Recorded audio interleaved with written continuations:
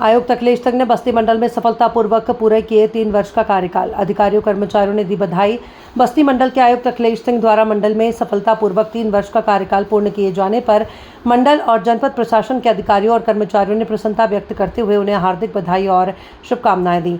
अपने कार्यकाल के दौरान आयुक्त श्री सिंह ने प्रशासनिक कार्यों में पारदर्शिता, जन समस्याओं के त्वरित निस्तारण और विकास कार्यों को गति देने के लिए उल्लेखनीय प्रयास किए। उनके नेतृत्व में शासन के विभिन्न जन कल्याणकारी योजनाओं का प्रभावी क्रियान्वयन सुनिश्चित हुआ। जन सुनवाई पोर्टल IGRS के माध्यम से प्राप्त शिकायतों के निस्तारण में बस्ती मंडल ने अधिकांश समय प्रदेश में प्रथम स्थान प्राप्त किया, जबकि राजस्व वादों के निस्तारण में मंडल को द्वितीय स्थान हासिल हुआ। आयुक्त द्वारा कानून व्यवस्था, राजस्व कार्यों, विकास योजनाओं और जन सुनवाई की नियमित समीक्षा पर प्रशासनिक व्यवस्था को और अधिक सुदृढ़ बनाया गया। उनके कुशल नेतृत्व और मार्गदर्शन में मंडल प्रशासन ने कई महत्वपूर्ण उपलब्धियां हासिल की हैं। VP न्यूज, खबर सिर्फ सच की।